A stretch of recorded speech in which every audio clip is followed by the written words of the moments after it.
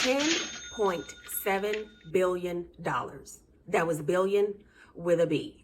That's how much U.S. households spent on overdraft fees in 2021. It's probably not going to come as a surprise, but the people who are making the least amount of money, those are the folks who are paying the most in overdraft banking fees. So the biggest financial play of 2021, in my opinion, is when the largest digital bank in the United States, Ally Bank, announced in June of 2021 that they were eliminating all overdraft fees for all of their customers on all of their accounts. When Ally Bank made this announcement in the press release that they sent out, they stated the following, and this is going to be a staggering statistic. They said that 80% of overdraft fees are paid by consumers living paycheck to paycheck or have consistently low balances. Why is this important?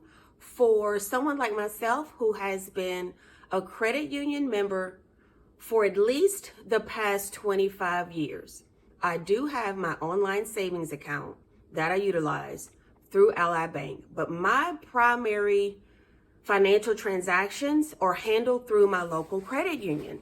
And so the reason why this is important to me is because as I look to possibly move to a different city or even a different state, my credit union is local to here in Austin. So I'm the type of person where I like to still be able to physically go to a bank for certain transactions. But as I think about moving and the possibilities that I may not have that option, or whatever options are available to me, they just may not suit my needs, I'm looking at Ally Bank as replacing my existing checking account. And so as an unscripted takeaway, so to speak, I would have to say that as we start to navigate through this extremely inflatious, is that a word? High inflation, horrible economic situation that we're in and that some of us have been in for quite some time. The biggest takeaway I want to give to you right now is to figure out what you need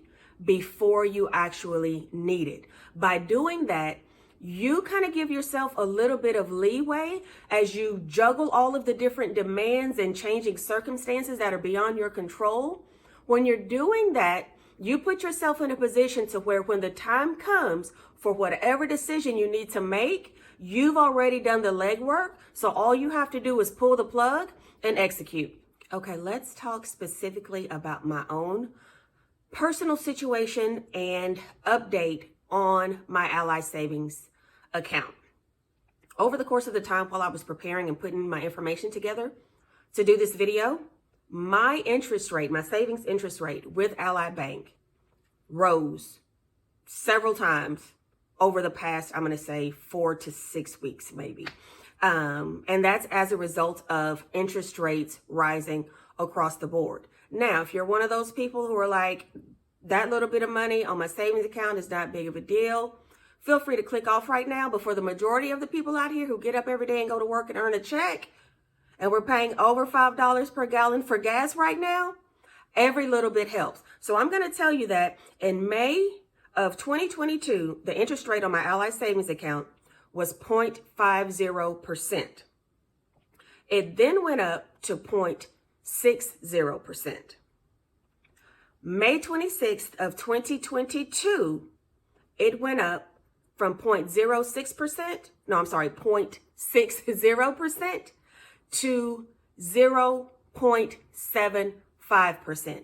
And I just stopped documenting after that point because I received several email notifications after that, letting me know that as of now, my interest rate on my savings account is even higher. So when I did this video right here, that was me letting you know at that time that I had started utilizing my Ally Savings account more than I had been in the past. And that was when I started using my digital sinking funds, but what I like to refer to them as my ready for it funds. So those are still on auto draft for my car repairs. I had to get my headlights done and did not have any problems with just going in, transferring that money over from that particular bucket. No stress, no frustrations, no how am I going to come up with this? The money was already there and set aside for those kinds of things.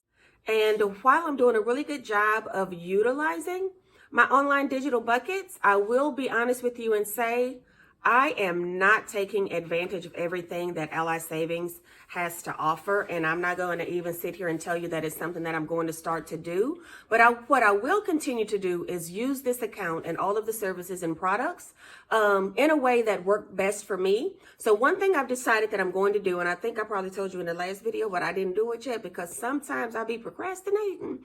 But one of the things that I am going to do is add a bucket for gifts. That's one area where it sneaks up on me. I've forgotten about somebody's birthday or a special event happens and I'm allocating money for gifts. So I am going to set up another bucket specifically for gifts. As it relates to my ongoing home search, yes, that is still in the works.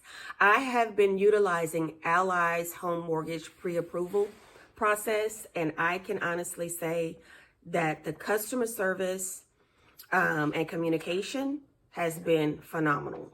Right from when, it was just peak chaotic housing market season, the accuracy of the information has been right on point. The customer service and communication has been top notch, and I'm going to continue on with utilizing their home mortgage process as I figure out if and when this house is going to come to fruition. So if you have any questions at all, I'm going to link Ally Bank's website down below. And as always, I'm available for questions. I am not trying to give you this information as a means of telling you what to do, but I do want you to have unbiased information that you feel like you can trust coming from someone that has your best interest in mind, because I'm over here with my own best interest in mind. So I'm not going to steer you in a direction that I wouldn't go in myself. So always feel free to leave me a question down below, and I will see you again in our next video.